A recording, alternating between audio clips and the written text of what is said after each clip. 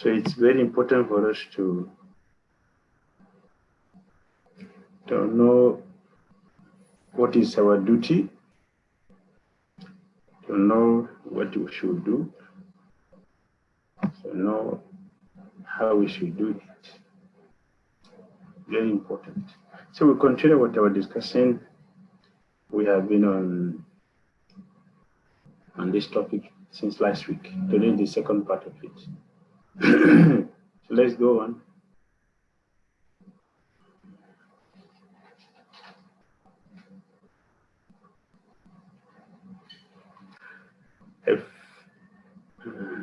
Effect of crime on a society. So we are on the lesson 7, all pervasive fear of crime. All pervasive fear of crime. All pervasive fear of crime. Everyone is practically afraid in this world. Everyone. So we will look at the effect of crime in the society.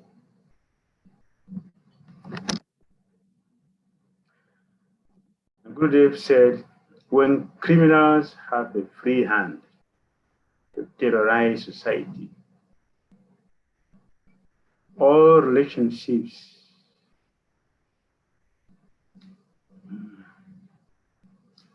I cannot see clearly because I don't get all the wordings complete.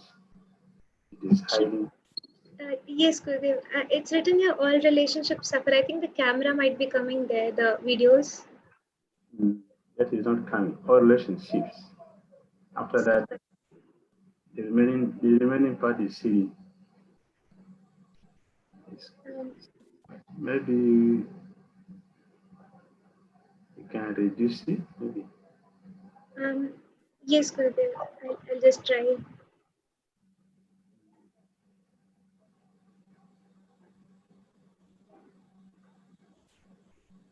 No, I don't see it. Is it visible, Gurudev? No, I cannot see it now. Yeah, now it's better. Now it's better.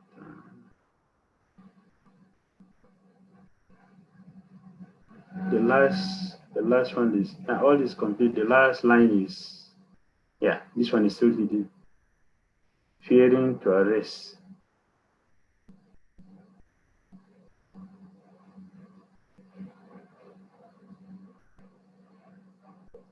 Okay. Now all are complete. Thank you. So we're looking at all pervasive fear of crime. And then that is the topic, and we are looking at the effect of crime in our society. When criminals have a free hand to terrorize society, all relationships suffer. All relationships.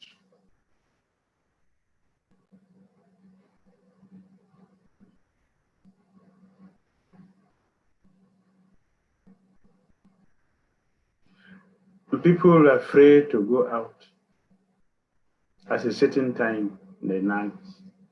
And in some places, even in the daytime, there's no security. People are snatching things from people in the daytime. Even in the daytime, heavy crime goes on. And we can see how things are progressing. Some years ago, criminals operate in the night and they have to disguise themselves. But today, the criminals are operating even without being disguised. Because they know that they have the power in their hand. Either they have bribed the law enforcing agency, the police people, or the military, or the law enforcing agency themselves are operating. Yes, it is happening. The politicians have used these criminals for their campaign. and they leave their guns with them after they come home. What will they do with it? So the government have given license, authorization to the criminals to operate because they are important. If they are not important, the politician will not use them. So they are made to believe that they're important, therefore they can operate. This brings unrest and fear to the citizens. And in some cases, if you go and report a criminal, you are in danger. Because when the police people come and arrest a person, they will tell that we have been told you are doing this by such and such person. When the criminal gives them money and they're released, they'll go for the person, kill the person. And nothing will happen. So this is a today government that actually we don't have government. Govern to govern, nothing is being governed. Or we can say that they are governing criminals.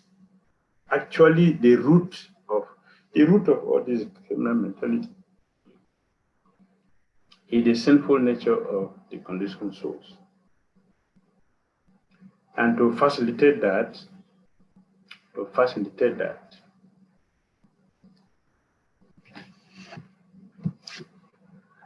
due to degradation, the militaries are not ruling. Military, when we say military, we are looking at Satrias. The Satrias are not ruling.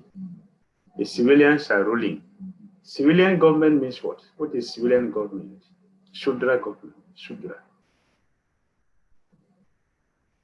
In the Vedic culture, Satrias rule. The Brahmanas, they rule by accepting, by working with the Satrias, because the Brahmanas are the head, the Satrias are the hand. The Satrias, their strength is physical. The Brahmana, their strength is knowledge.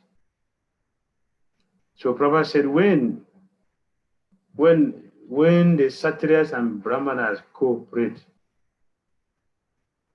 because the pillars of society stands on two legs, the Brahmanas and the Satrias. These are the two pillars of the society. When these two pillars are broken, there is no governance. We simply have Shudras. And what is the situation of Shudras? A fool is leading fools. And a Satri has power. What are the qualities of power of a Satri that have? They have power. The Satri has power, but the civilian does not have power. Vaishya has no power. Brahmana have no power. Shudra have no power.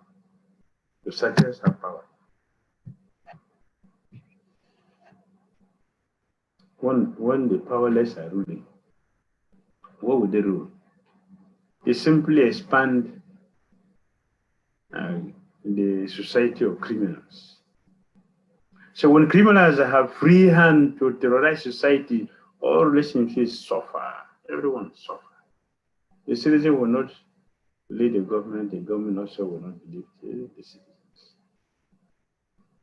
General patterns of distrust develop in relationships because fear cannot easily be compartmentalized.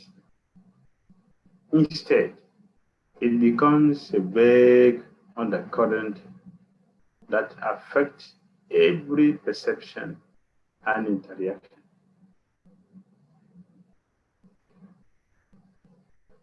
Criminals have become so powerful that police will avoid them, fearing to arrest them.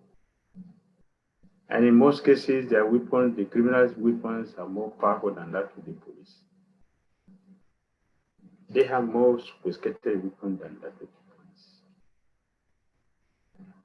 Therefore, they will fear. They are afraid to approach them because they cannot stand them in battle. They have more powerful weapons. How can you fight someone who has more powerful weapon than you? If you try, it is like you are a foolish person because you're going to be killed. Therefore, the the police are running away from the criminals. So criminals have the upper hand. Therefore, they are terrorizing everyone. So why are we discussing this? The duty of a leader is to protect the citizens, not to allow this to happen. This should not happen.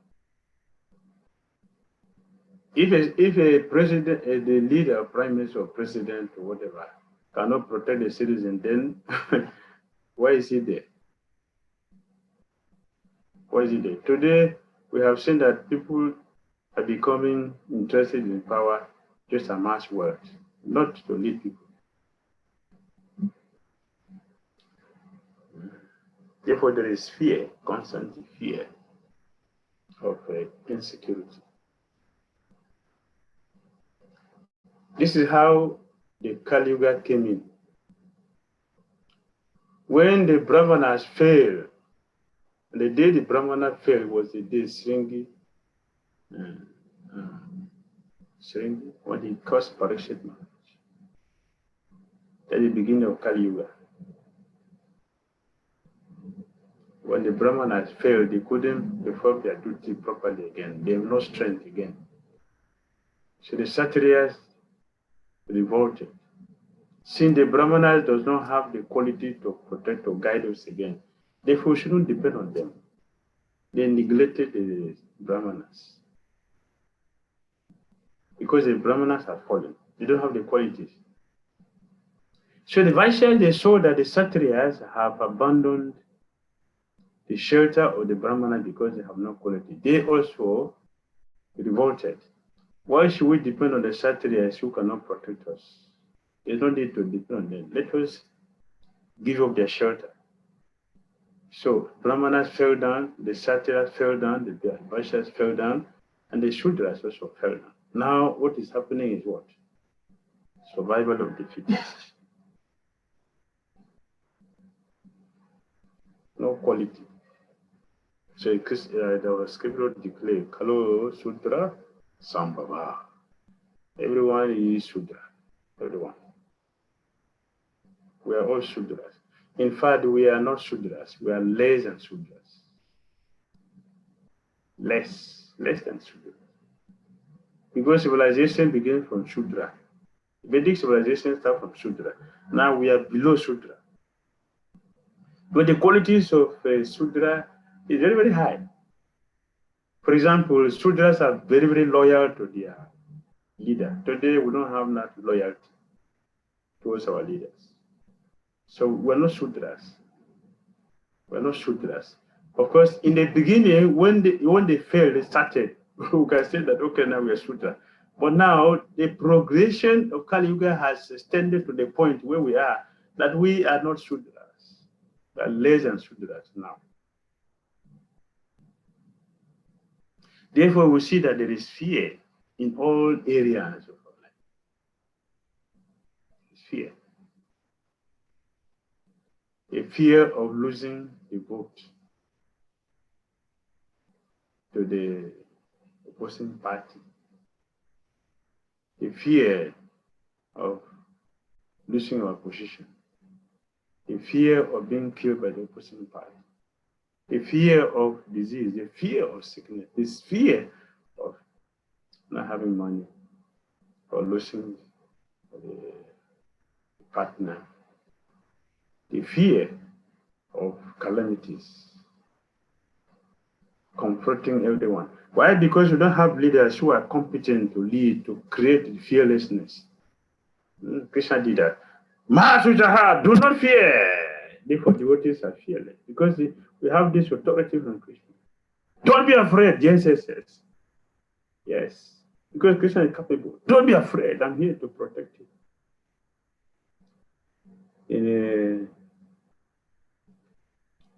I forgot the name of this place.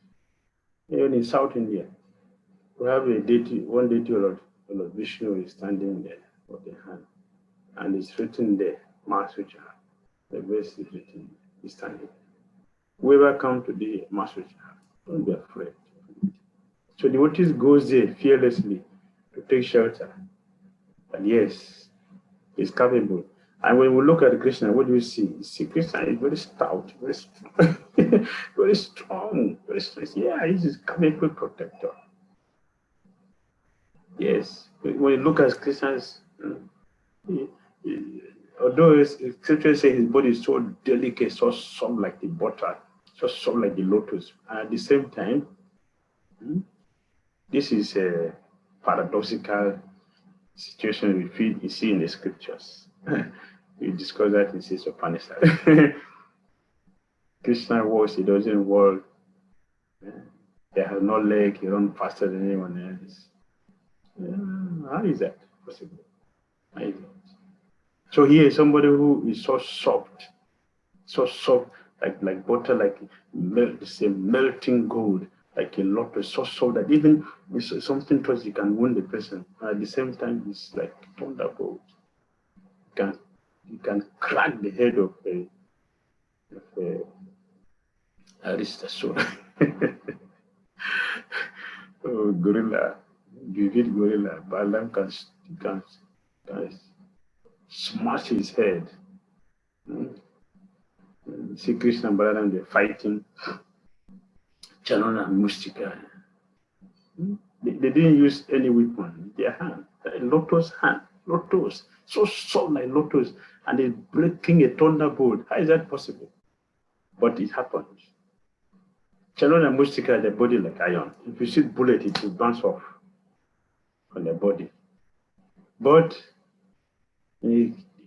such formidable people, Krishna used his hand to smash them, to squeeze them like when he squeezes he leaves, and he threw them away and look up to Kamsa. Yes, I have killed all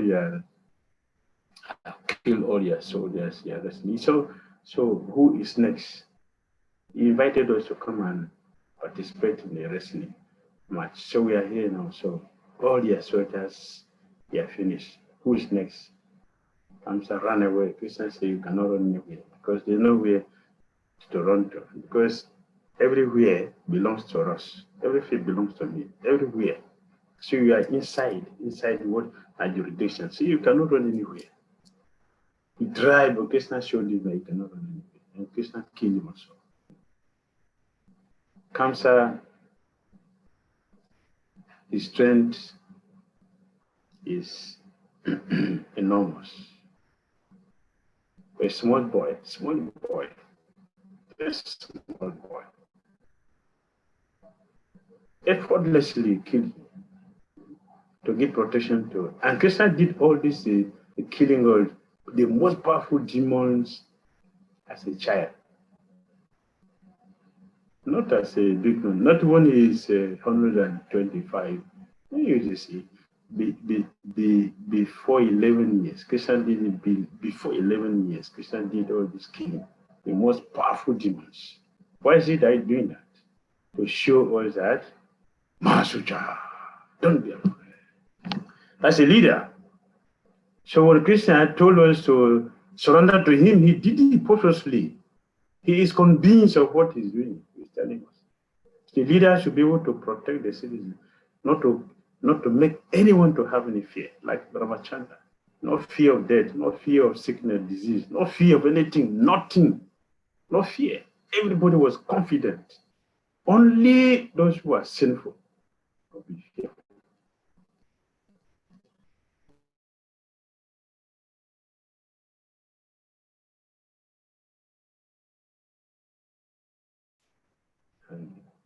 Okay, let's come back. Yes, when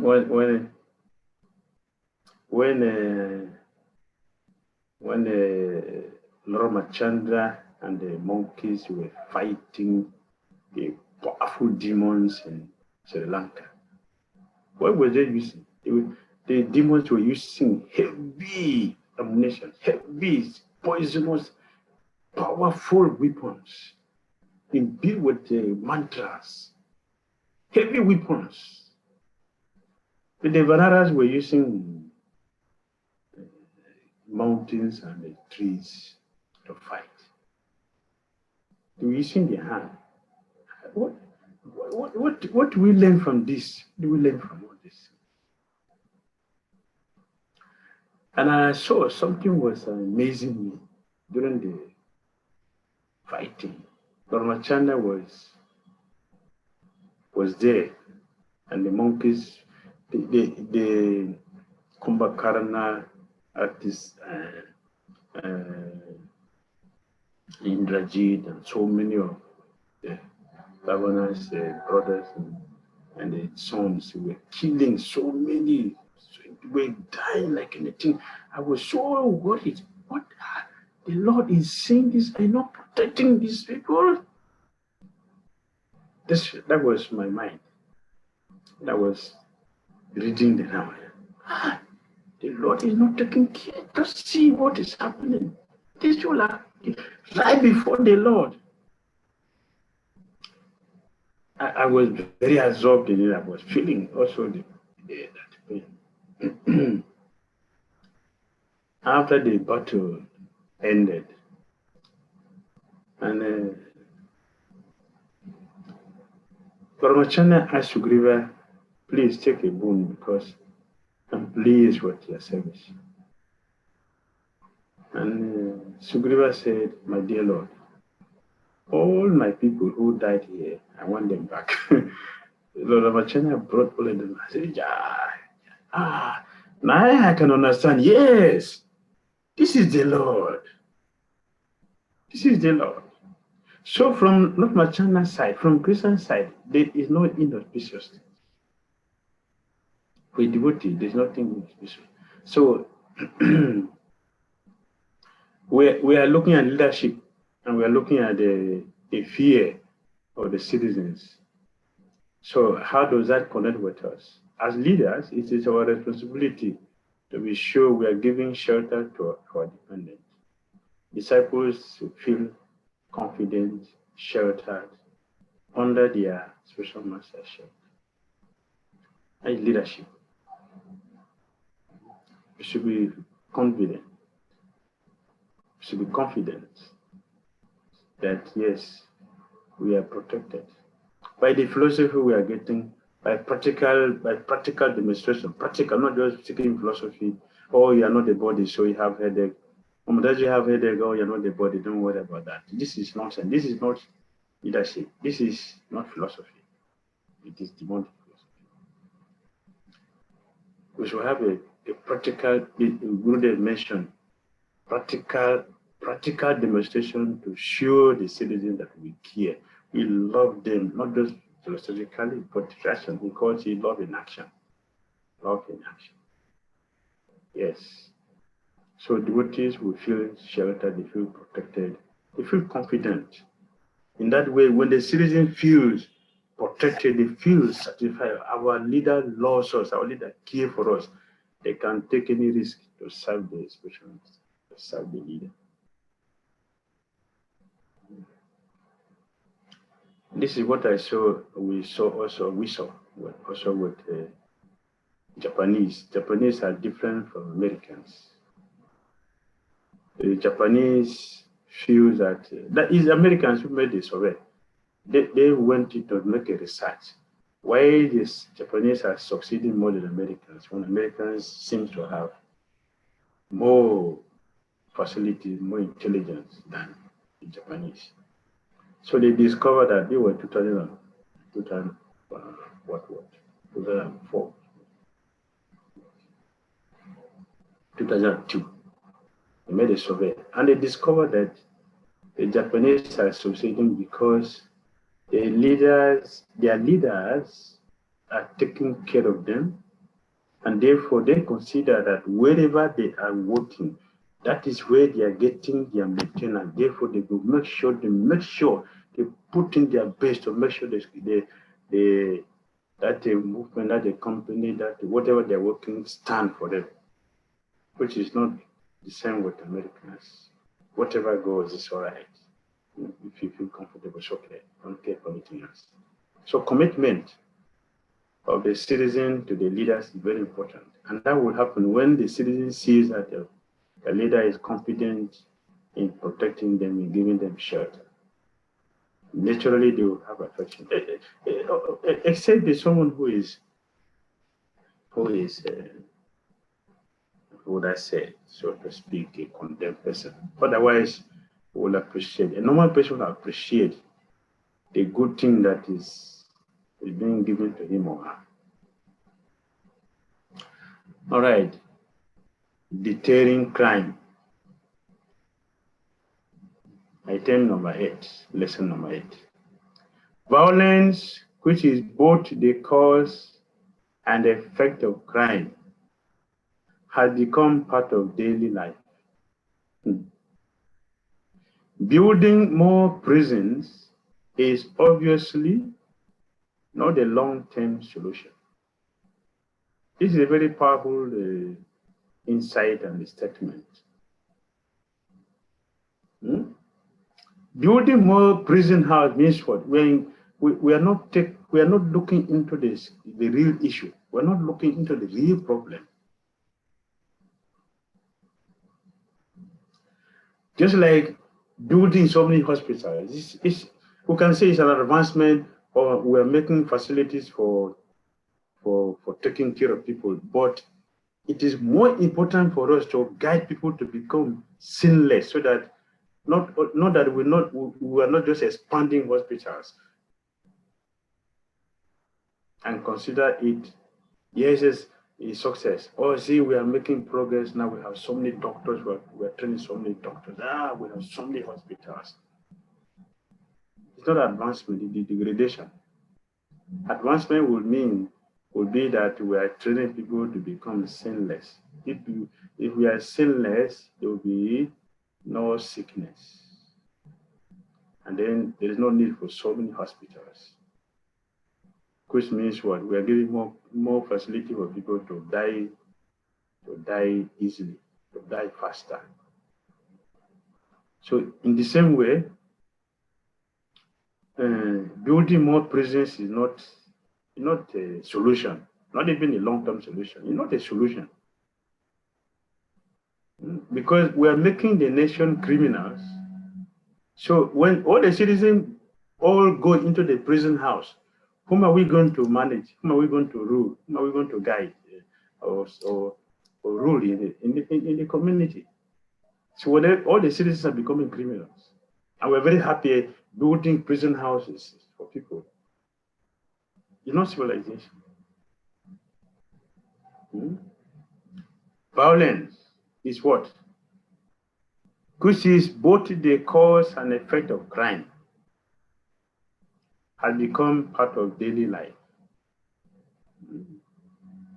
In a civilized country, so to speak, civilized country, a 5-year-old child has seen more than 3,500, how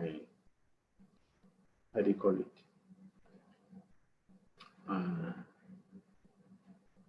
How will I say?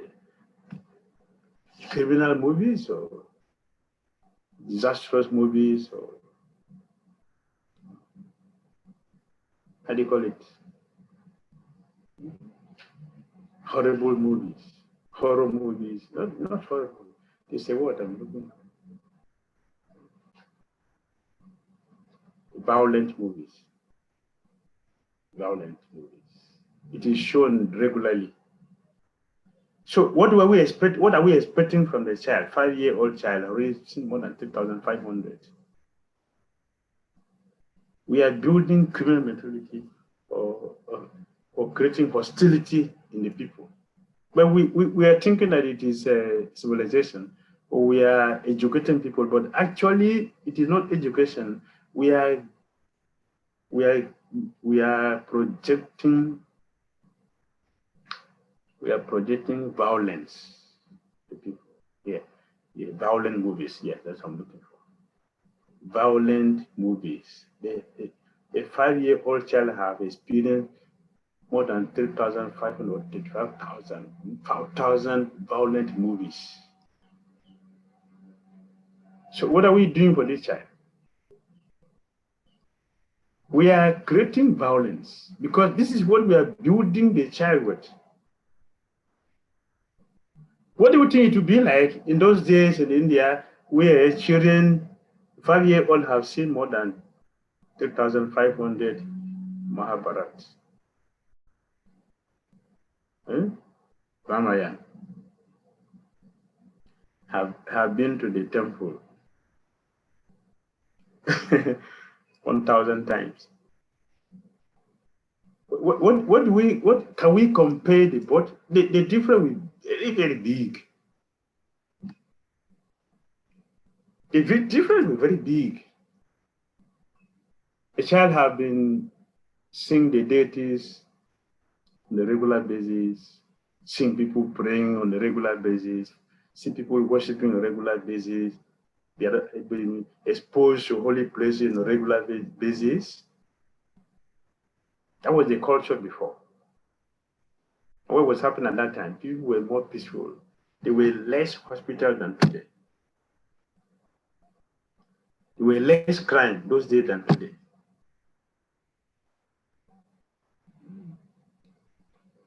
So violent movies is now our companion. This is how we are training the society to become violent. Because what we constantly see, we are going to experiment it. As a lesson, violence everywhere. We grow with the violence, become violent person in due course of time. So criminal actions call for quick and just penalties that are effective enough to deter crime. Criminal actions call for quick and just penalties that are effective enough to deter crime.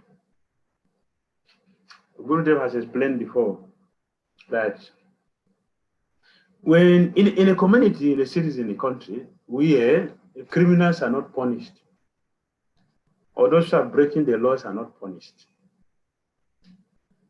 what is the message we are giving to the general? What is the message? Right? The message is that those of you who are trying to be a good citizens, you are not secure. You are not important.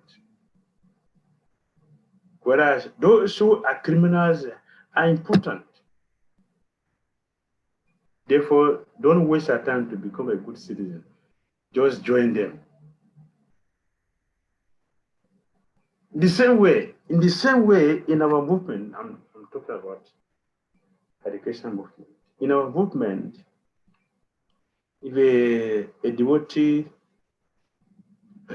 break our principle and not punish, in the name of whatever we call it,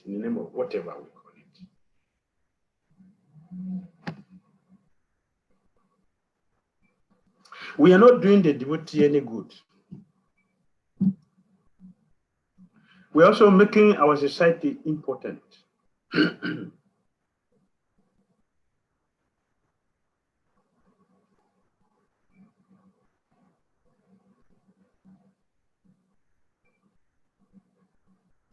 Our movement will become important because we are condoning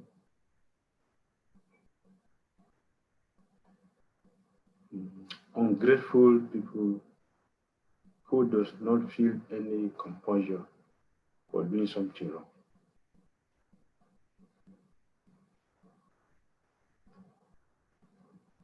And we are also creating a future that in this movement you can do anything.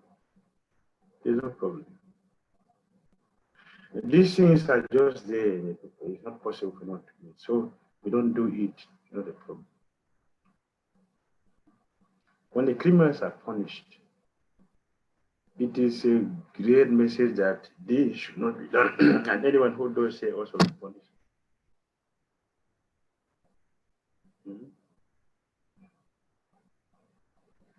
When we see a devotee doing something wrong and when it's not corrected, it's not advised, it's not chastised.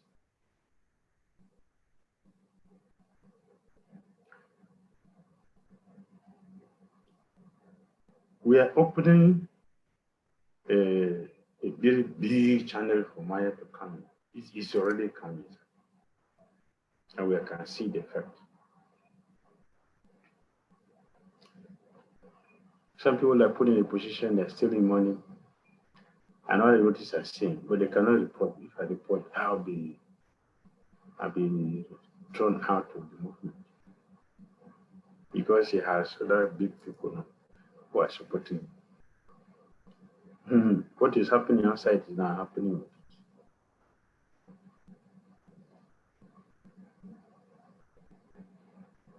Right?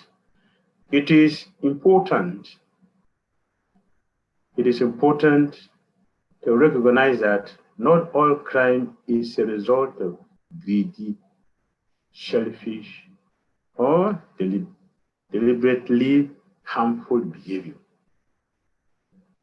Policies to deter crime are more successful when they also include concentrated effort to remove the causative factors that produce such criminals in the first place. This is the point we're making.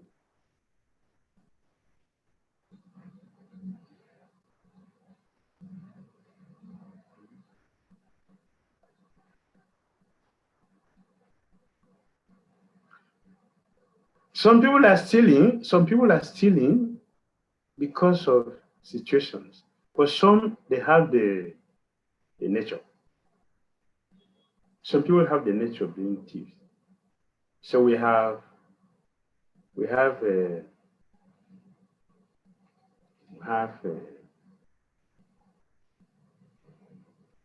what's the language? What's the word used?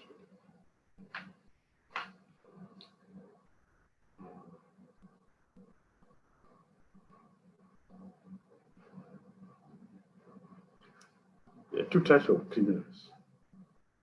Two types of criminals.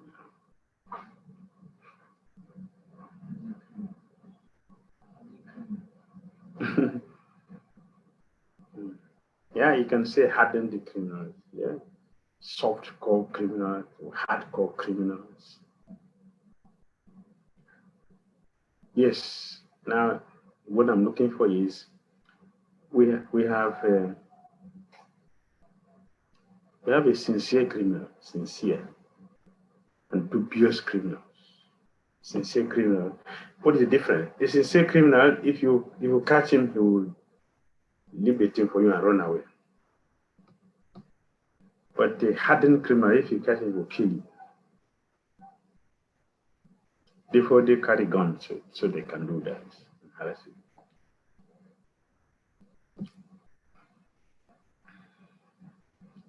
Some people have taken to this stealing and because of circumstances, situations. For example, a person who is someone is has made the money from dealings and drug dealings or human trafficking, and the person is giving big donations to the temple or from churches or some religious organizations, and they are being respected and honored in their places. What is the message? If you want to be honored and respected in this organization where you belong, also do something criminal, so you can have a place to belong. So some people are forced to do like that because their foundation is not strong. Therefore, they can be influenced to do something against the will. There are many situations like that. In Damodara, he told us of a lady, an American lady who started stealing, and she was caught and jailed. So while she was sentenced to jail, she requested to see the lawyer or the magistrate. So she explained her situation. She said, "See, my lord, I married my first husband. I have a child for him. beating and this and this and this and this and this. It was so much, too much for me that I have to run away to save my life.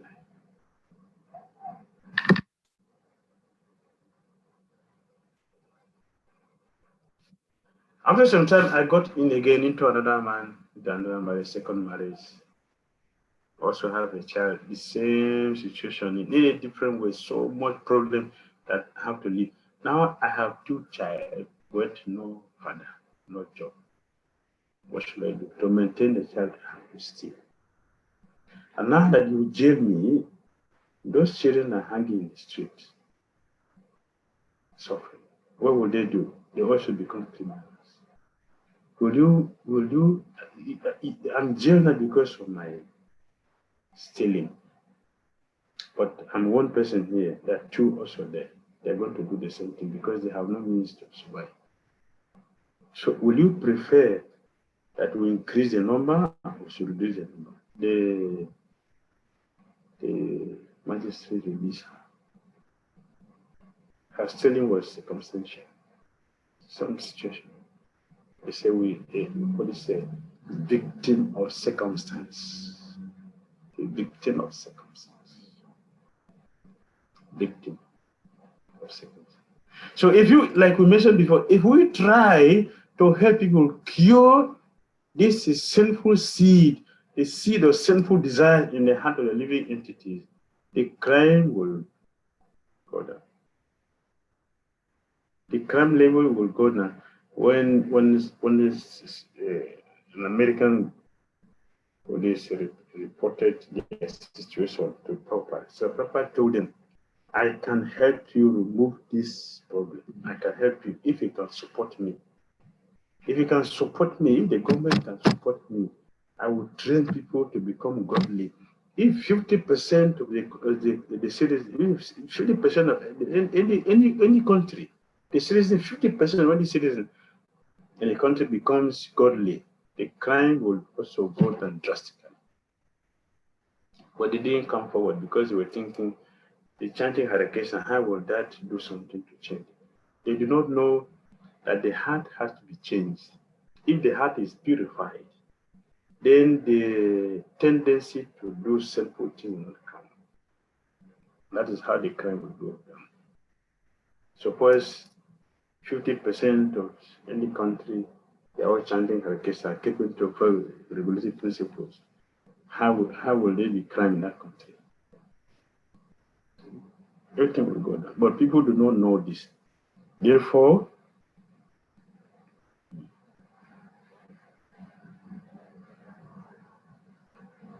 it is not all crime is due to greed, selfish, or deliberately harmful behavior. Some policies made them, some situations force people to do this. Sinfulness, sinful activities. Some situation has forced us to do the sinful thing. Someone say, well, what can I do? The situation has forced me to do what I'm doing today. We are going to suffer for that. It's not a justification. But the duty of a leader is to help us become saintly.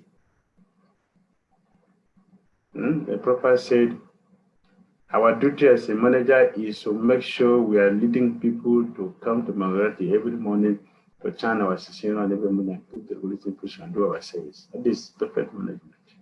And it is true that any temple that this is being done,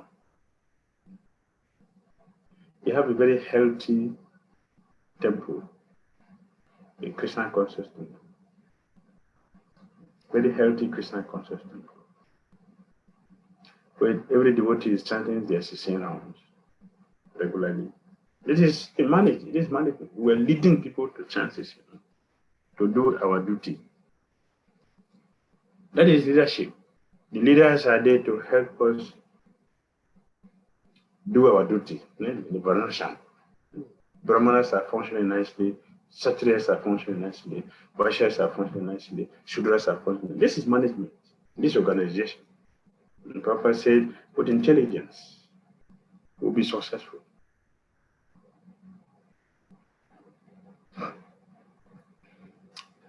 For some, criminal behavior may be the only way to survive. Yeah, therefore, one of your responsibilities as a leader is to ensure that the items necessary for basic human survival are available to everyone, reducing the temptation to break the law. This is a truth, this is a fact. The Prophet told us how his father Goma and did in order not to have his cloth destroyed by the mouse in it. He keep a big bowl of grains in the center of the shop. So they all feast there, and they will not go and destroy the cloth. They will not go and destroy the cloth. In the same way, if we pay our workers good salary, they will not steal your money. This is natural psychology. Except like we say, a person who is actually a criminal, that is the nature, they must do something wrong. Except that person. Otherwise, others will be very happy. They will have a big salary that can take care of our basic needs. If food is there, water is there, light is there. These are natural facilities that everyone, human beings should have it, or living entities should have this. Food, clothing, water. Basic necessities must be provided. And so, good to be sent here. One of our responsibilities as a leader is to ensure that the item necessary for basic human survival are available to everyone. This is compulsory. As a as a husband, if your wife come to you and say, Prabhu, I need a bathing soap. No money. Prabhu, the child need baby food. No money. Prabhu, I'm sick. This and no money. And you're sincerely say that no money, no money, no money. What do you think you're telling their wife? Go and prostitute. Go look for somebody who can do that for you. And the person who can take care of those things for you cannot do it free for you. There must be something to exchange.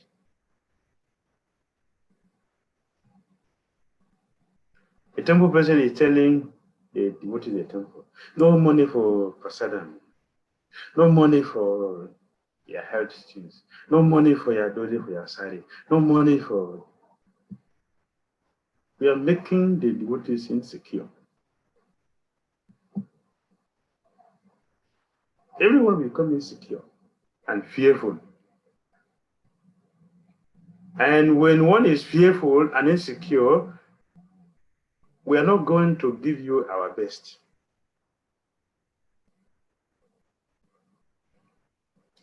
When you call anyone for service, oh, I'm so weak, I'm so tired. There's no food in the stomach. So the basic needs be provided for everyone. Otherwise, you should resign. Tulsi Devi, when she was having in Burma by Bhatta Purana, she told, when herself and Sankachuda were testing themselves to see if they are a qualified wife or a qualified husband, they tested themselves. And they tested themselves. one of the things Tulsi Devi said was that you are very poor, you should not marry. If you are poor, you should not marry. How are you going to maintain the wife and children? If you are very harsh, don't marry, because you are going to bring rasasas or rasasis to the community, and they will create problems. If you are ugly, don't marry, because you're going to bring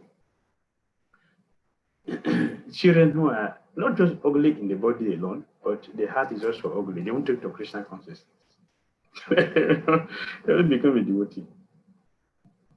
If you are limbless, have no limb, don't marry, because you're going to bring cripple-minded people also as children.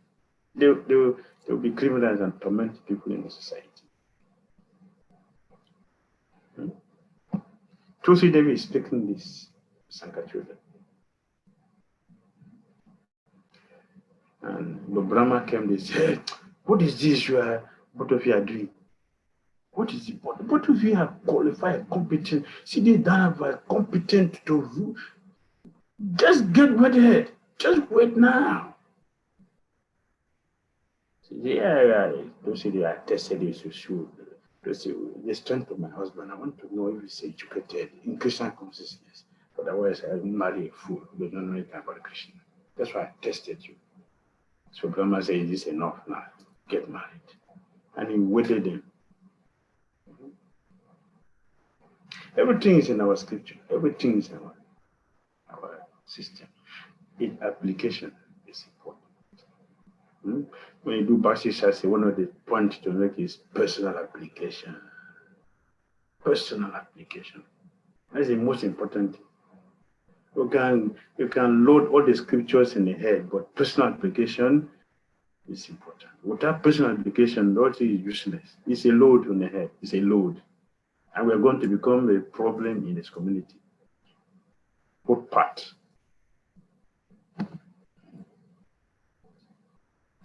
So we should provide the basic necessities for our subject. In other words, we are looking at a caring leader. A leader who cares for the citizen in all circumstances. Next. Easy availability of weapons encourages crimes. That is perfect. That is perfect. It is natural that if you have something, you want to show it. Anything we have, want to show it. You have a selfie, you want to use it. You have a pen, you'll be tempted to use it. You have a paper, you want to write something. If you have food, you want to eat. This is normal. So if you have gun, what are you going to do with it? It will be used. It will be used. Because there are so many intoxicant facilities in this. Power is an intoxicant.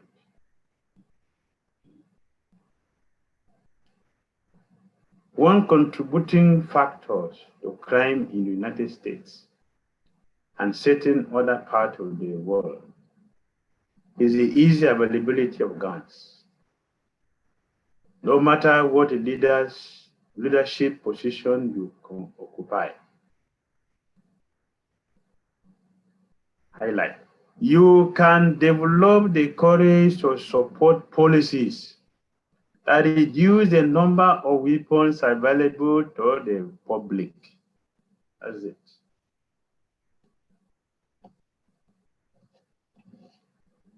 Our leadership is to help protect people. It is not protection by giving everybody gun. That is not protection. Actually, that is not human life.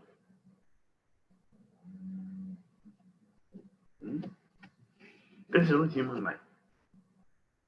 It is not protection. It's not civilization.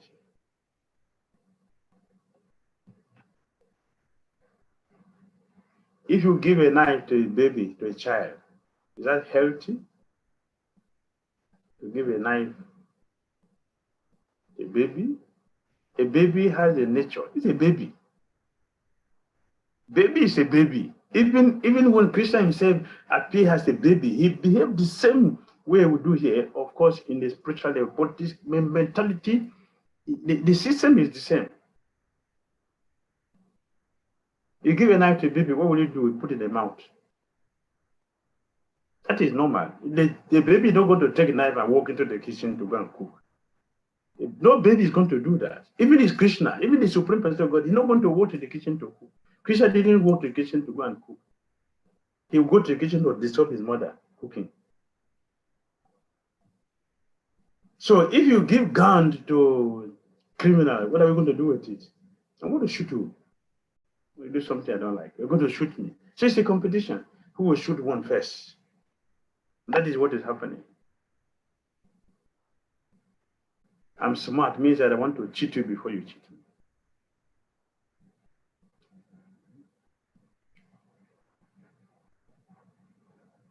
This is wrong. Next.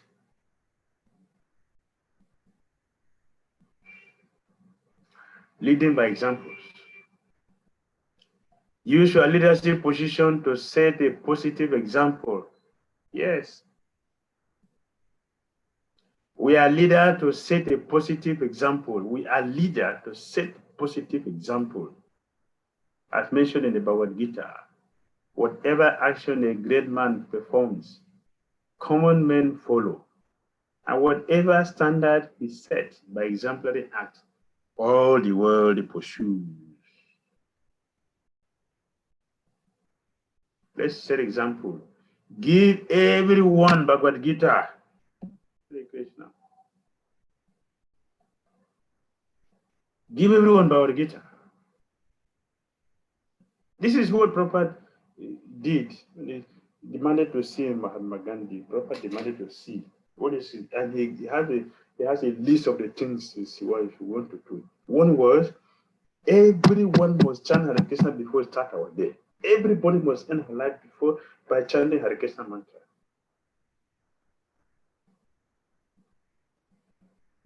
Right? How will any environment be when everybody waking up to chant Hare Krishna mantra? Everybody is ending the day chanting Hare Krishna going to bed. That is Vaikuntha. That is a spiritual world. One of the things Prabhupada was doing was he has a mind to teach. Tell everyone you cannot do anything without chanting Hare Krishna first. You can't do anything without reading a verse about it. And he instituted that. Not that he was just going to show. He was not just going to go and show some false or propaganda.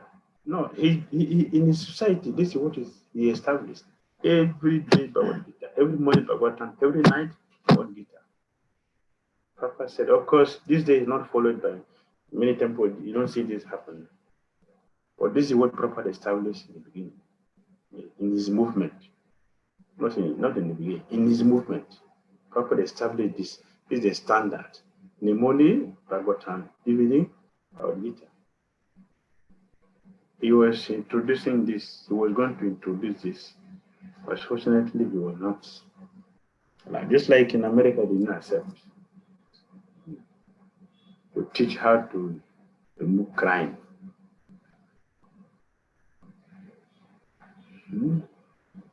So as devotees, really, that our role is to set a positive example for everyone to follow.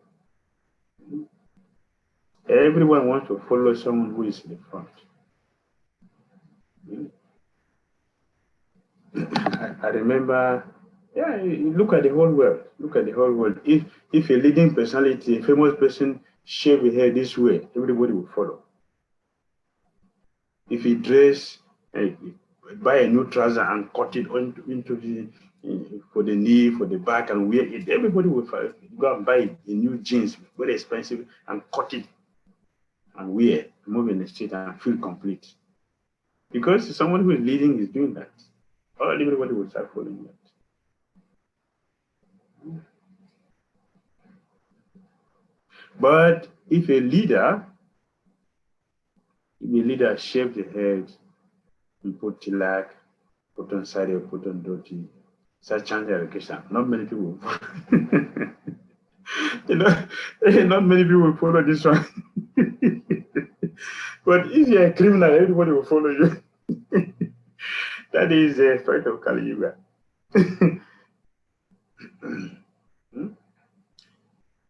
You can do good thing every day, nobody will follow you. If just one moment you do something wrong, the whole world will see you. Yeah, just see.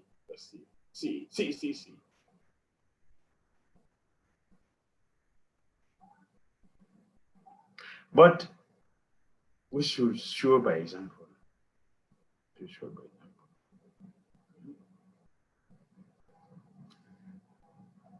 Yes.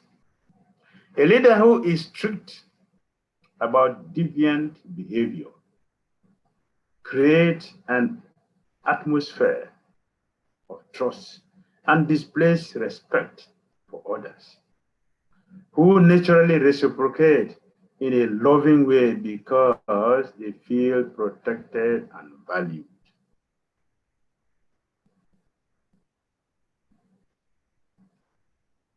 When we protect the good citizens by punishing the deviant, it will carry a very powerful message. It will carry a very powerful message. We protect those who need protection and punish those who need to be punished. Show respect for those who command respect by their wonderful behavior, wonderful activities. People will celebrate your glory. People will celebrate your glory, and your name will remain in history for life as a person who is exemplary or a good leader.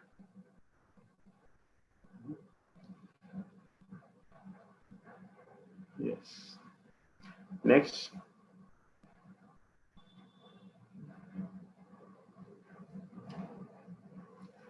Psychological consequences.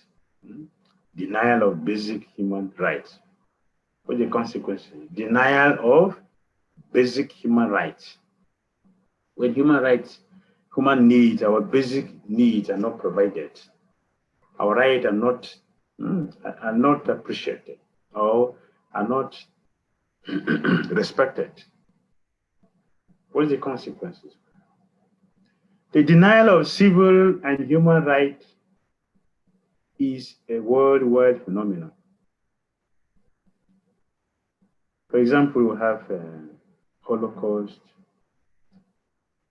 Native Americans, Jewish in Europe, the Russian citizens, the African slave trade. All these are violations of human rights. Violations of human rights. And you see, all these are perpetrated by demons. One person is doing, other demons from other places will come. Especially this day when the world is a global village. What happened here immediately it is known other parts. Instantly. Psychological consequences. In addition to physical effect, the denial of human rights can have a profound psychological impact. People who live in constant fear may experience the same deleterious symptoms experienced by prisoners of war.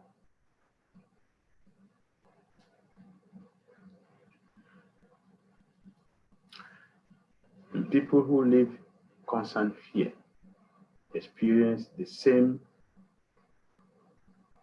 deleterious symptoms experienced by prisoners of war.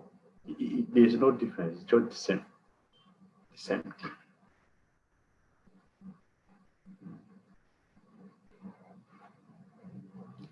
It's like no life. At any moment, anything can happen to us at any moment. When someone is living in fear, there's a natural hostility. The natural hostility. And the people's morale is always down. The emotions are abused, and they don't feel this. They don't feel like living because there's nothing to live for. They will have experienced all these traumas, and it is happening. And for some, the scar is there. There are many millions of people today who live in a country where they consider themselves second-class citizens. It is a mark on them. Some people who live their life for the entire life, they see themselves as not important in the community where they belong.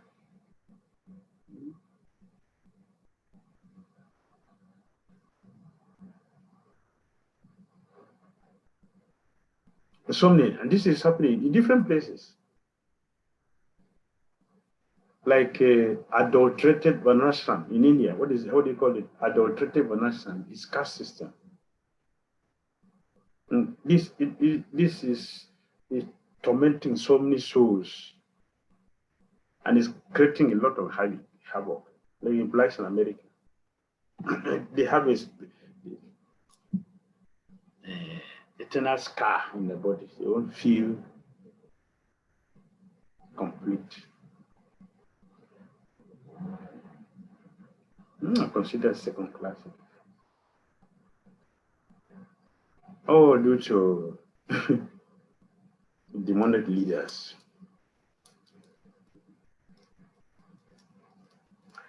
Right, next.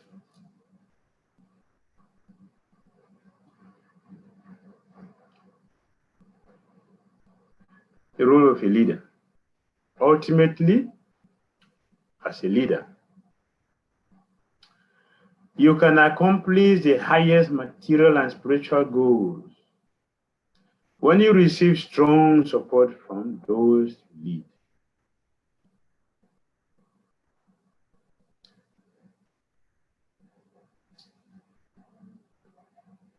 Yes.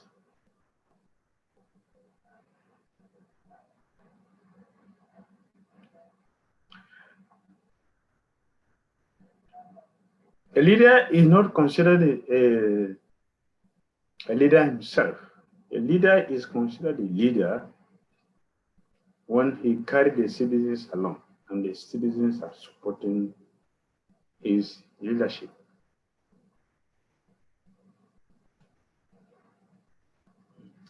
In history, when you look at Mahabharata, a personality like King Virat, he has succeeded in conquering so many empires, his enemies. He didn't do that by his personal self. He did through his commander, Kichaka, who was really commanding. He has the strength of 10,000 elephants. He was doing that.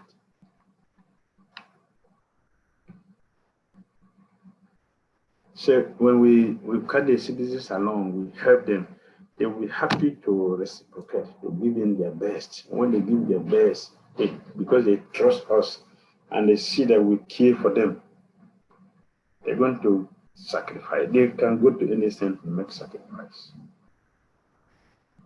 Like we give example to that one. The Jabasis, they sacrifice 1 year in perform austerity to their king and their queen on their own. Why? Because they love their queens and their queen and king has for them. We saw the same thing with the Pretomans. And they didn't look at his face, they saw the love, they could see the love he has in them. Immediately, They gave in completely to support him. And they were glorifying him. Preacher man said, hey, please don't do this. I've not done anything. I'm just appearing. So I've not done anything. Well, let me do something. Yes, they didn't listen. They just continue. Because they are affected by the love he has in them. Our duty is to do this. Lead in such a way that our citizens will help us. When you direct your goals and actions to the good of others, and these others know it, the resulting positive energy automatically sets in motion universal forces that can literally move mountains. They will move mountains. It is natural. If we help people, people will help us. If we help people, people will come. Oh, that man, oh, that man, oh, that woman, oh, no, this cannot happen. Let's do something. People will come from all directions to come and help. When they see that, yes, this person cares for us, this person loves us. Why people get attracted to holy people?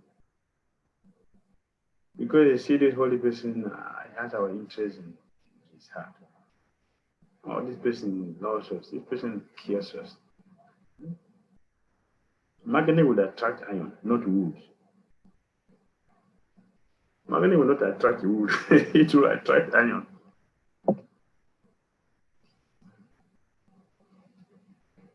People are very pure, they're very attractive. Even to demons. They won't be attracted enviously with anger, but they'll be attracted. Everyone will be attracted to a person who is pure in the heart. Few days, somebody told me, people who have good heart, when they have a caring nature, you see around them more women and children. People have good mind. See, people have care for people, they have good mind. You have more women and more children. Short people. And when I look around, I saw it is true. My mind started searching. I saw it is true. So we have a caring leader. The citizen will also care for you. They will sacrifice their life. Yes. The things which we lack are the things we are not giving. When we give out, we are going to get it back. If you are giving selflessness, you're going to get selflessness. If you are giving selfishness, you're going to get selfishness.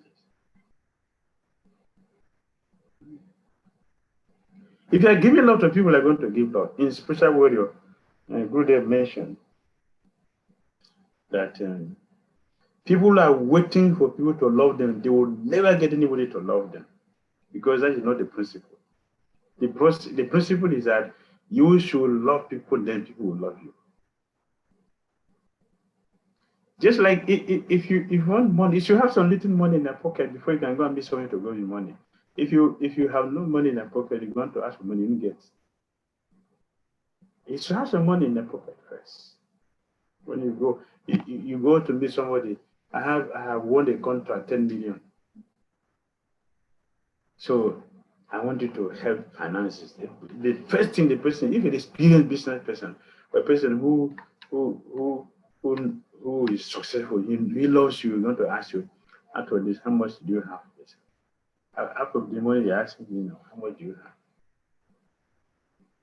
Say, I have met this person, medicine, I have gotten this. Immediately the person will say, okay, you take this to Atri, so you can do your business and succeed. If you go and tell the person, oh, I have not got anything, nobody has given me anything, I'm just coming to meet you now, so that the person will tell you the same thing you have from other people. Go, I will see you next time. So things are very hard. So let's see what we will do after a short time. That short time will not take place.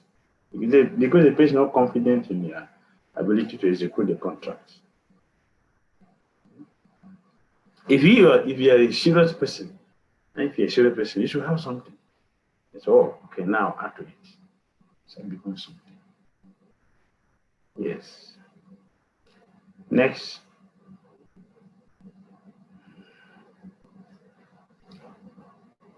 Inadequate human services. Inadequate human services. A functional defense system is necessary, but it should not take away from other significant priorities, such as education. After all, children are this planet's greatest natural resources.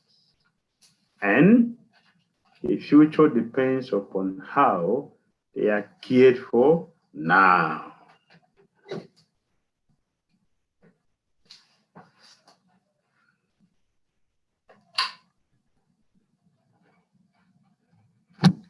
The future depends on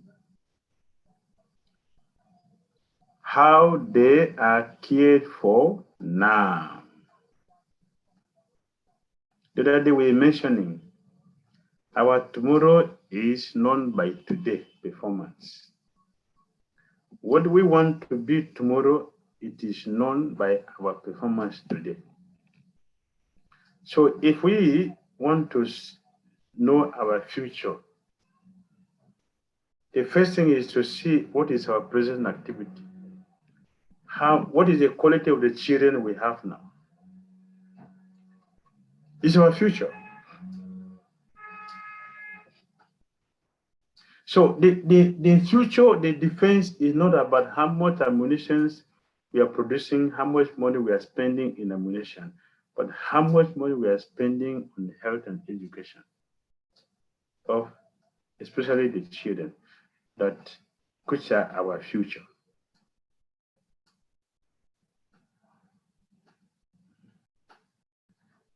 We can know our future by what we are doing now. So to make a spin, I will ask some few devotees. Idea. Look at the quality of your Krishna consciousness now. If all of us are gone and this movement in your hand, what do you think? What do you think this movement would be?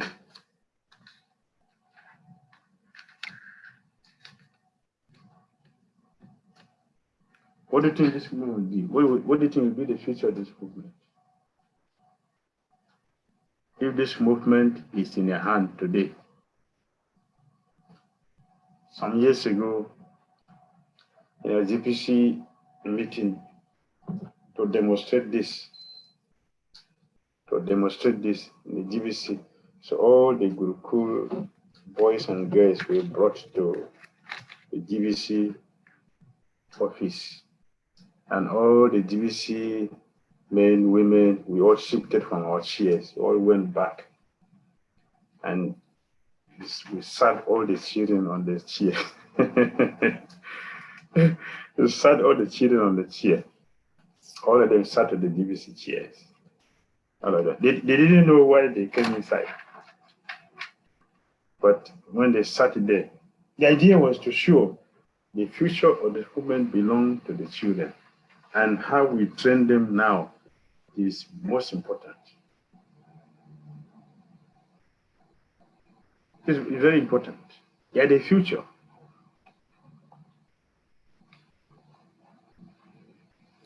Therefore, we should invest in training the devotees we have.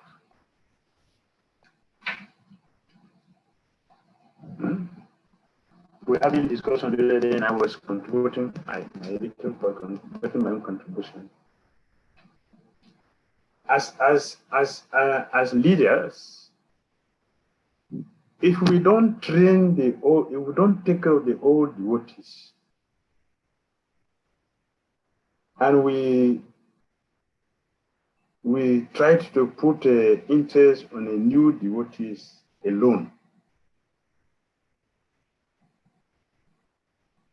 It is not complete. Because we are doing that now, because they are new, we can take their strength for what we want, which is selfishness. And if the children are intelligent, they will see also our selfishness in our dealings. That today you are taking care of me, that you not taking care. We are simply using them. You do this, you do this, you do this, you do that. Because I'm young and I can offer this service to you. But look at this person. This person have done what I'm doing now years back.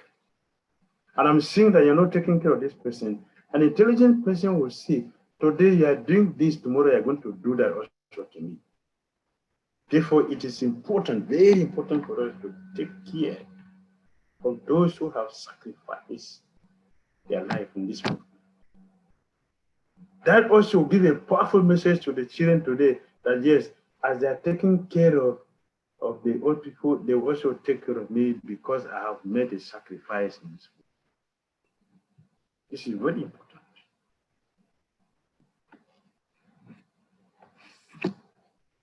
Otherwise, we're simply managers. Managers knows the strength of the workers working or the followers, knows their strength, and he's taking care of this. He's making use of them. You do this, you do this, do that. As a manager, he does not care for them. As a manager.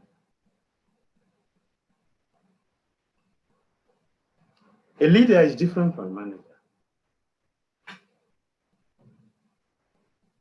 A leader knows the strength of the followers.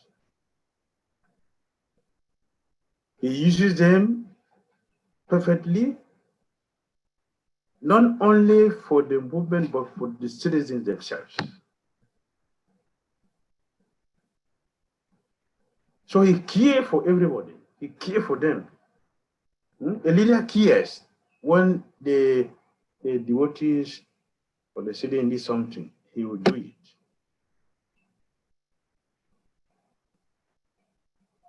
Therefore, they're happy to do the services you give to them to do. A manager will not care for them. He only use them to serve it. Today, come to work. Okay, I look at you. Tomorrow, you don't come to work. Bye. I don't call you. If I don't see you for 10 days, I don't call you. If I don't see you for 1 year, so what I will say after some time, somebody asked me, what about Bhakti Prabhu? He's in Maya. That's all. He's in Maya. When we seen him for 1 year now, they're in Maya and Maya. I know they will be in Maya. They're in Maya. So we should know that we have put them into Maya. We push them into Maya. They have their own weakness, but we push them, we facilitated their being in Maya. A leader should know this and not facilitate that. So we should concentrate on taking care of the children and taking care of the old people who have sacrificed now to produce the children. If there's no mother, there's no father, how will the child come? How many of us have vision matrimony? We want to block our children from tree.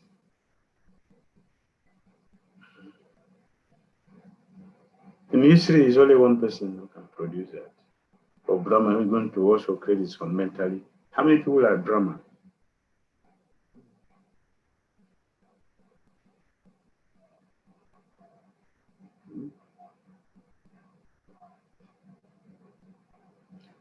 With the qualification to become Lord Brahma, let me show you. The qualification to become Lord Brahma, for us to be able to do this. Let's say how many of us have these qualities. So that's why Swami is speaking about Lord Brahma.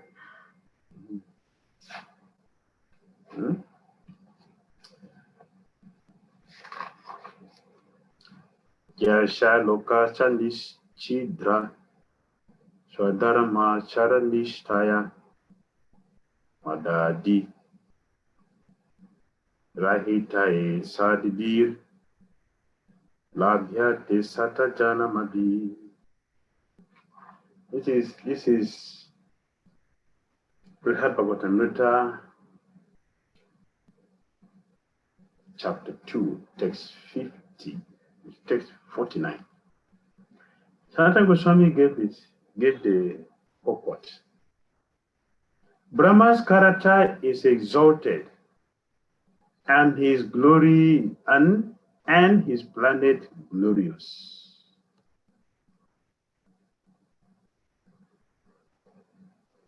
Saintly persons who follow prescribed duties for 100 lives. Saintly persons who follow prescribed duties for 100 lives without error and without falling prey to pride, deceit, and other causes of deviation, become eligible for a birth on Brahmaloka. That is to take birth in Damodara.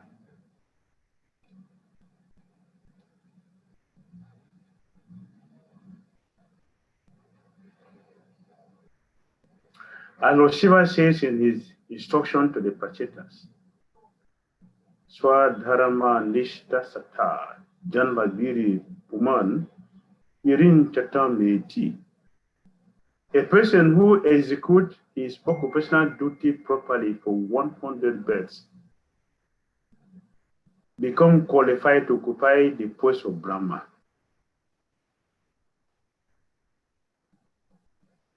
The position of Brahma earned by pious workers normally consists in being an associate of Brahma.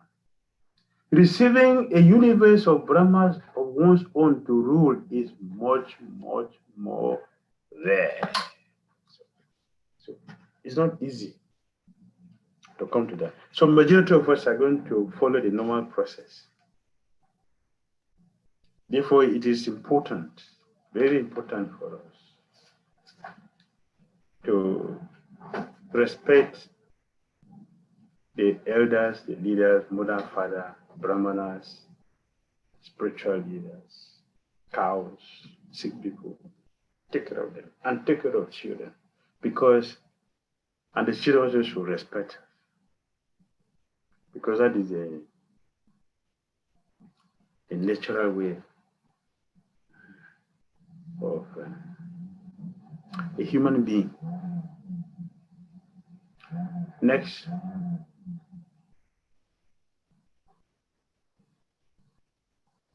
Citizens fear of heavy taxation. Citizens view the government as alien, different from themselves, and determined to exploit them. This is a very bad background. The citizens are seeing, and that is how they project themselves. When the leaders are passing the street, they push everybody out of the road. A citizen who voted for them, they push everybody out of the road so they can pass free traffic. So this is what they have projected into us. Should we see them like this? They are exploiters, collecting tax and tax and tax, and there's nothing in return, no facilities, no amenities, nothing. Actually, they are thieves. They're thieves. The important goal is to create an atmosphere of trust and allows people to take pride in paying taxes to support government programs, giving proper security, affection, and love. People naturally want to be generous rather than selfish, because giving brings joy, especially when the gift produces positive results in their lives. This is it's true, it's wonderful. Everybody feels happy to receive a gift. Everybody feels happy. Everybody. And everybody likes to do that. So, because the idea is to make someone happy. Therefore, we should not become a source of disturbance. That is not the duty of a leader. We should not disturb the citizen. We should actually help the citizen to get out of distress. In many ways, in taxations, in providing facilities, in everything. That's the duty of a leader, a spiritual leader. Raja Rishi. They are not different from sadhus. They're the same.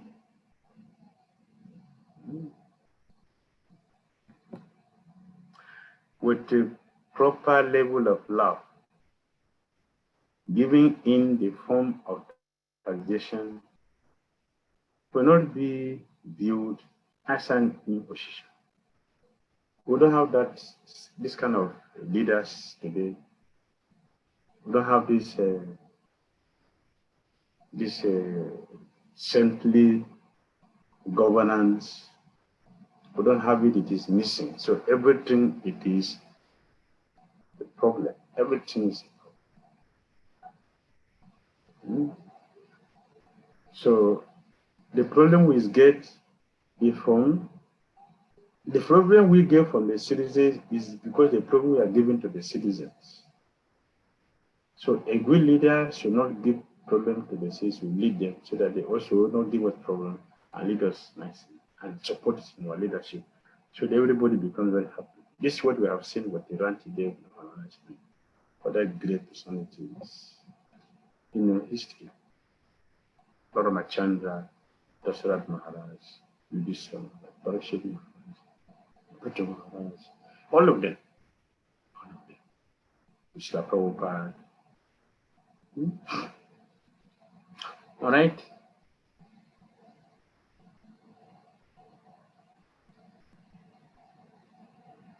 Homelessness throughout the world. It is what? The ravages of homelessness. The ravages of homelessness. The number of people without shelter is increasing daily throughout the world. That's a fact. The number of people living in slums and quarter settlements is increasing faster than the rate of growth for the overall world population. That is a fact everywhere. Everywhere. I've seen in some places, big houses. I was asking, what is this? You say warehouses. No, that is where people are staying. And some people who have no place, they have no homes, they have to go and rent a place to keep their loads. So many. In America, you can see many of these things. Worse yet are the refugees who have had to flee their homes and often their countries as well. A flight of citizens to another country is a sign of majority failure in leadership. That is happening. In Nigeria, all the best doctors are out of Nigeria. The best doctors in Nigeria are outside Nigeria. The best boxers, the best wrestlers, the best lawyers are all outside Nigeria. All the best people in Nigeria are all outside of Nigeria. Why they don't feel needed? Best footballers are all outside. All the best are outside. Why they're fleeing? The leaders is not there. They do not support from the leaders. Nothing to show. Next.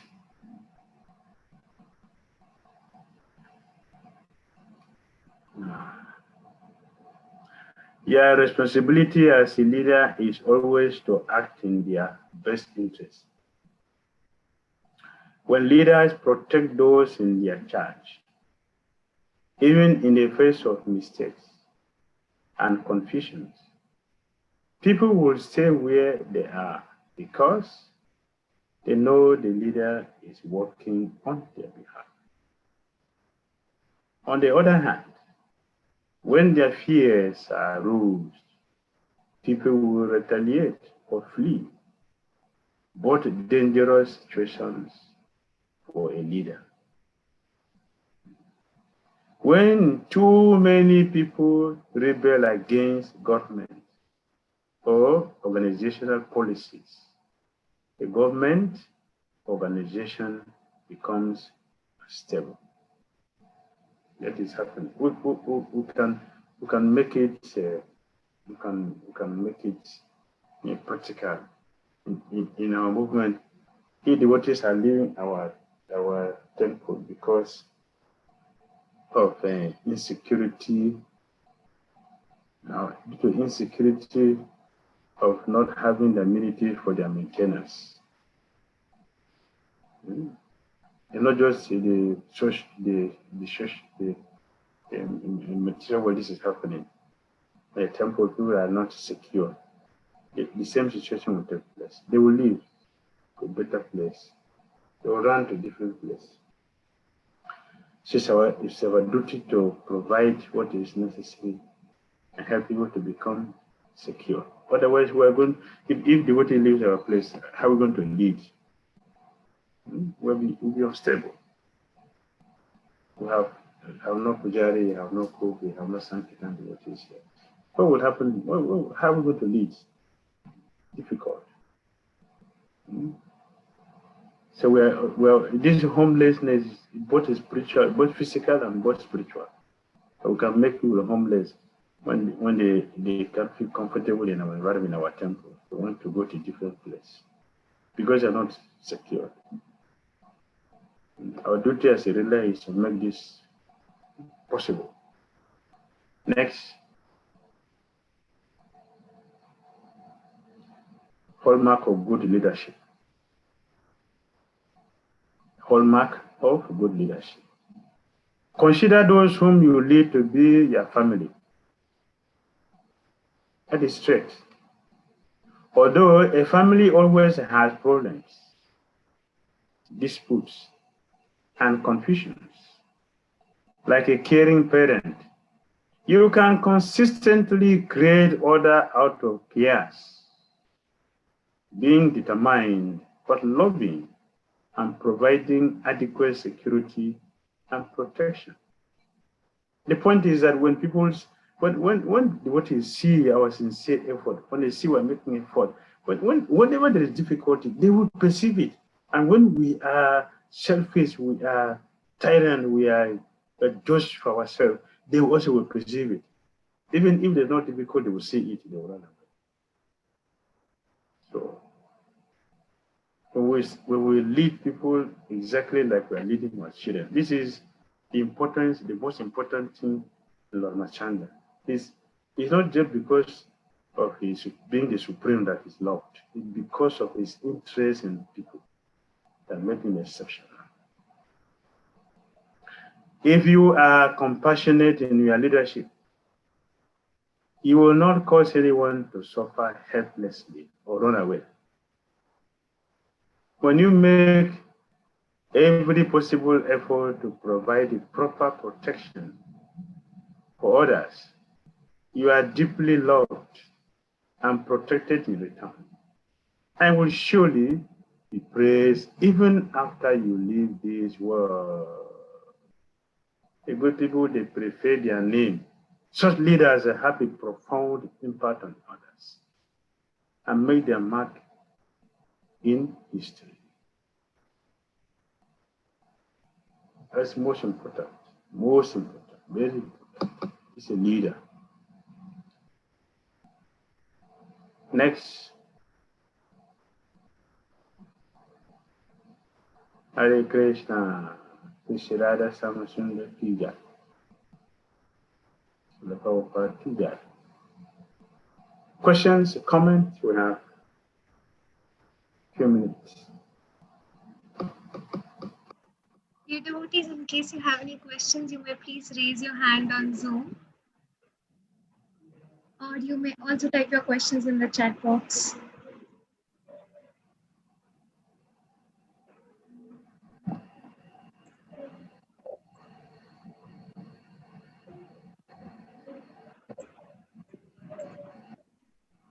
Shraddha Gurudev, we are not seeing any hands raised till now. We have Jayananda Prabhu with a question, I guess. Hare Krishna, Guru Maharaj. Hare Krishna, Janana Prabhu. Yes. Maharaj, regarding the statement of Tulsi Maharani, when she was testing her husband, you mentioned Yes. that if someone is ugly, then he should not marry.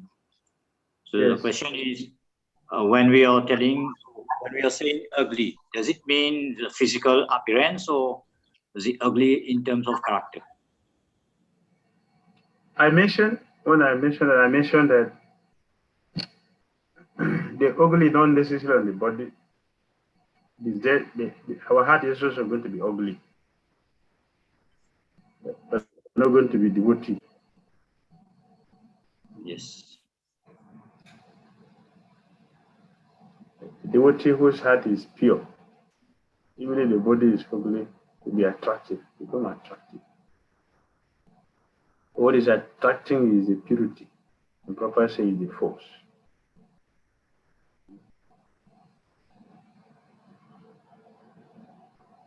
Thank you, Guru Maharaj. All right. Pranahari Prabhu has question.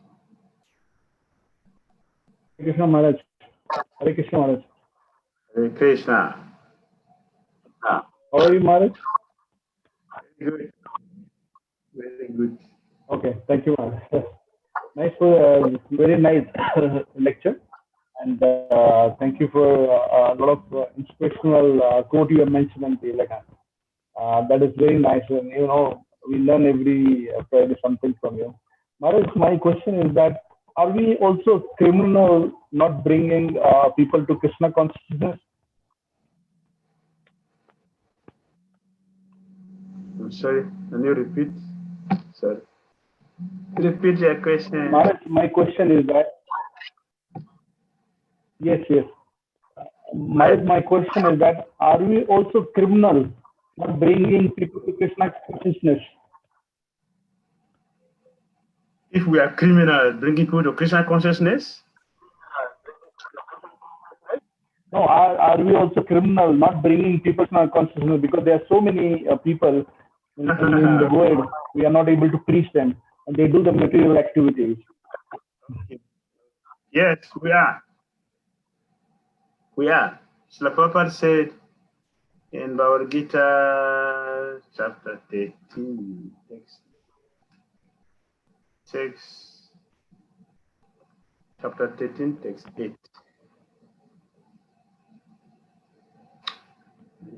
Chapter 13, 1-3 of Bhagavad Gita, text 8. Purport. Prabhupada said,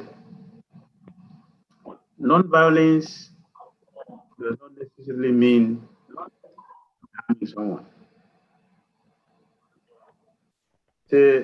We are really in so much anxiety and suffering. So if you don't preach Krishna consciousness, people who are committing violence. That is violence. So yes, we are criminals if we are not bringing people to Krishna consciousness.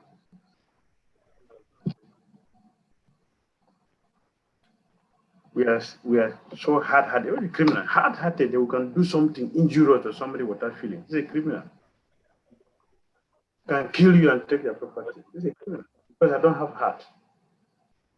So we don't have heart. So we not preaching Krishna consciousness to people, to bring people to this is criminal. Hard-heartedness. This is violence. The Prophet said that. Confirmed. Therefore, we should preach Krishna consciousness.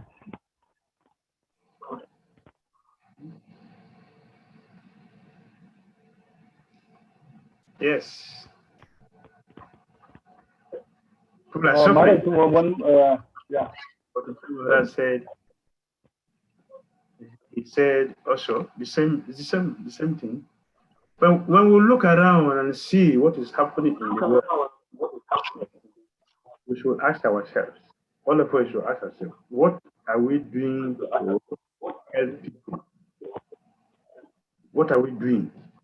If we are not, if we're not asking ourselves these questions, we are not doing something, we are criminals, we are making our.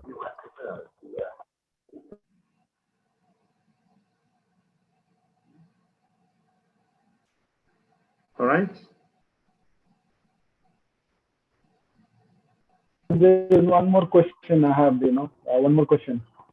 Yes. Maharaj, we see today, there are so many new things are reinventing, inventing, like in terms of the technology, and most of the people, like those who are actually, we try to preach them, they feel that the technology is more important than the spiritual activities. So how do we basically compete with the technology?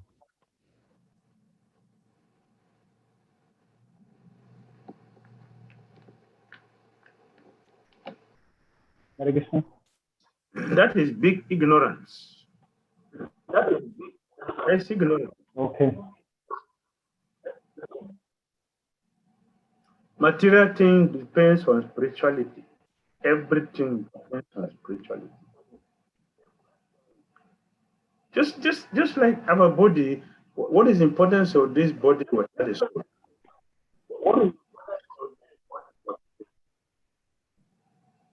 If the soul leaves this body, what would happen to this body?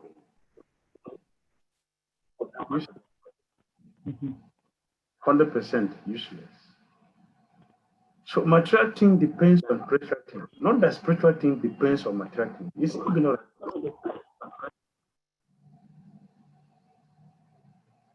What is technology? What is it? What is technology? Prithu Maharaj footwear takes him anywhere. Can any of our scientists do this? Footwear, someone's footwear. Prithu Maharaj, his shoe can take him anywhere, travel anywhere. Can our scientists manufacture that? So which one is technology? That one or what we have today? Our cell phone has a lot of data. See the Zoom, see the connections. See what is happening. It's not clear. I cannot hear you clearly. You can't hear me clearly. You have to strain your ears to hear. When Swami was speaking Bhagavatam, when the Sutra Goswami was speaking Bhagavatam, 880,000 people gathered. They use microphone. 880,000 people. No. How did they hear Sutra Goswami? How did they hear? Did he use microphone? No. How did they hear? When Bhismadev was leaving the planet, people came from all over the world. When we say all over the world, it's not understand. From Africa here, from Germany, from all over. People came to Kurukshetra, and none of them came late. How did they get there? How did they get there? Bhismadev made an announcement.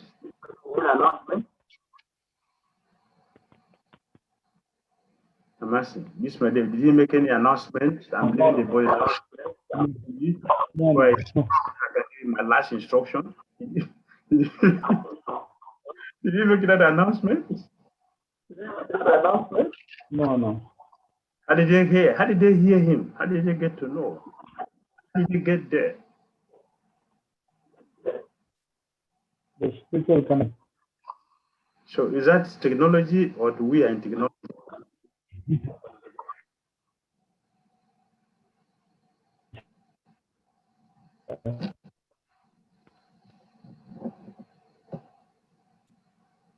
We're degraded. We're so degraded that we reduce ourselves to a cell phone. That's a lot of conveniences and protections. Yeah. The radiation from this is disturbing us, causing sickness.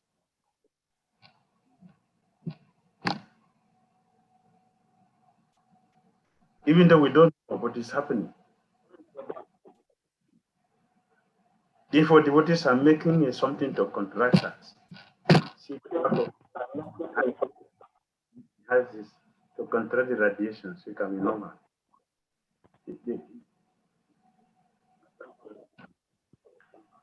Is this advancement?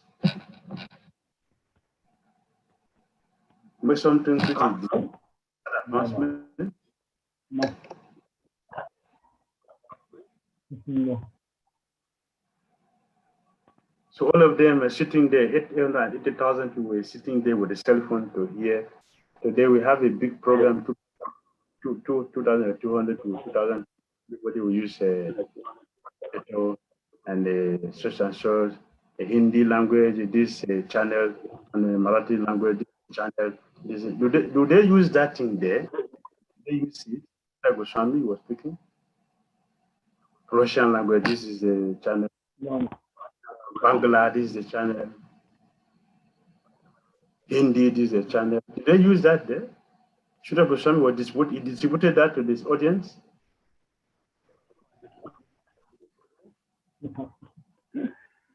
What is technology? What are we talking about?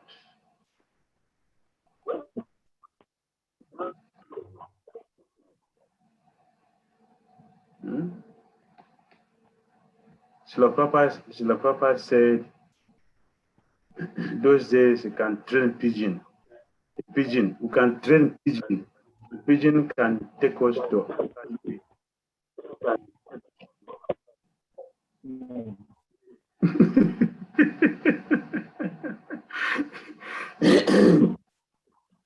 See? Pigeon. Yes, sir. Correct. You didn't see Ganesh? Ganesh is using mouse to travel. Using fuel. Ganesh use fuel. You have to branch somewhere to fill in the tank with the gasoline. Huh? I'm asking. I don't know what I'm asking. Ganesh used to buy fuel on the way. He's traveling with the mouse. Yes. Ganesh. With the mouse, with the help of mouse, Maharaj. Yes, when he's traveling with the mouse, his carrier. No, it's the actual mouse, not the. Yes, carrier. Yes, mouse. Yes, it's carrier. It has an engineer to fix any broken parts. This engineer is. No. So which one is technology? Which one? Obviously, Maharaj, what we heard, the Ganesha and the Swami you mentioned is more advanced, actually. Because that one basically that we cannot create that kind of technology, actually. We shall accept that we are degraded. Let us bow down our head to Krishna, accept our defeat. We are degraded. We can have knowledge, intelligence to move forward.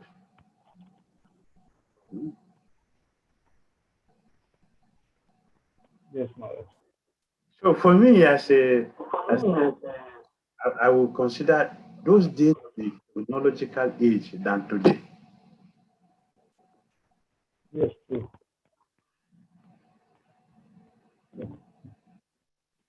Can you imagine pigeon is traveling, carrying you out to us outside? Can you imagine that?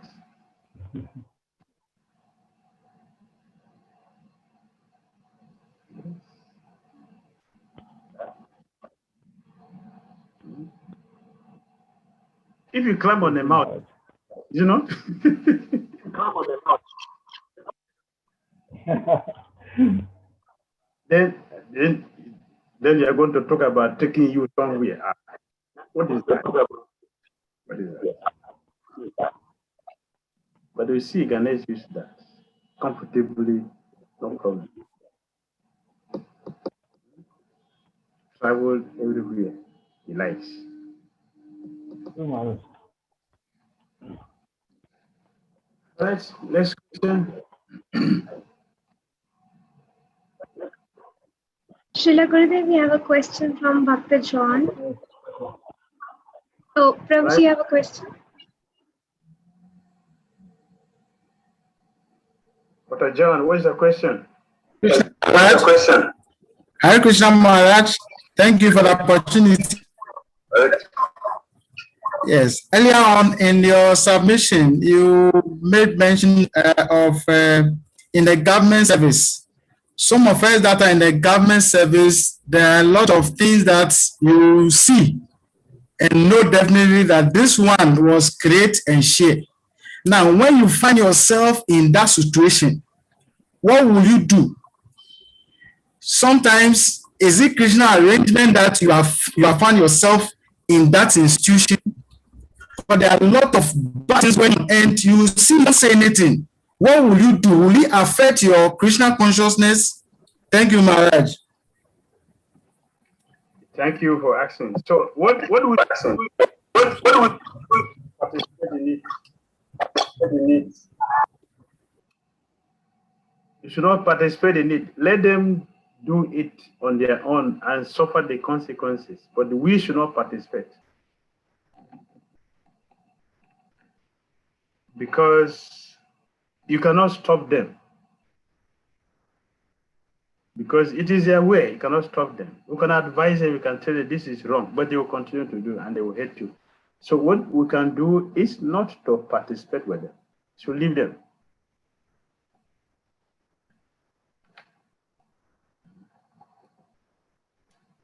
Yes. Hare Krishna.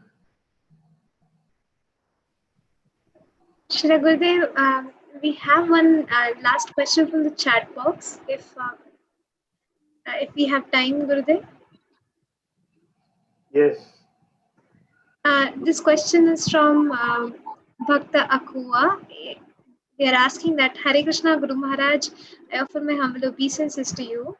In adding to the question about the fact that we are criminals by not bringing people to Krishna consciousness, Krishna consciousness, at least in most African temples, is not focused on serving and pleasing Krishna, but rather the benefits you will get from joining the movement.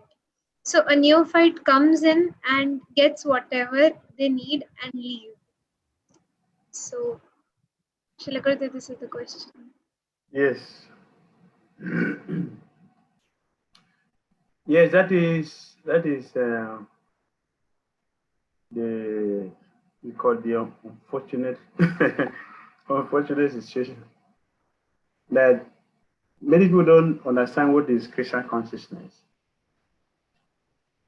because we have this Christian background. Christian background of going to God, not to serve Him. As Christians, we are not trained like that. Christians, we train and we should go to God to ask Him for what we don't have. If we're coming to Krishna consciousness with that background, we will come and ask Krishna, please give me this, give me that, give me that, give me that. And not asking Krishna, give me service. Therefore, it is our duty to encourage people to do service. Although they have come with that, it is their own ignorance and foolishness. It's our own duty now to try to help them to understand. Beyond this is something better, which is now you have to learn how to serve Krishna.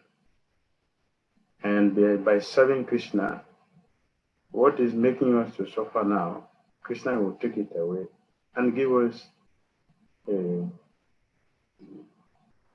perfect Krishna conscious life, that we become qualified by serving Him to go back to Godhead and never to have these difficult situations again. This is our responsibility. We should try to pass it on to those who come to us for whatever reasons they may have come to Krishna for. All right. Thank you very much. Hare Krishna. Hare Krishna, Srila Gurudev. Thank you so much for the wonderful class today and the answers you gave. We're very grateful to you that yet again you took out some time for us and gave this wonderful class today. And for the devotees, we'll be moving on to the next topic of taking action in our coming week session. We thank you all for joining. Thank you so much, Srila Gurudev. Prabhupada ki jai. Jai. Swami Swami Maharaj ki jai. His Holiness Bhakti Dhira Damodara Swami Maharaj ki jai. Jai. Jai. Jai. Jai. Jai. Jai. Hare Krishna. Hare Krishna.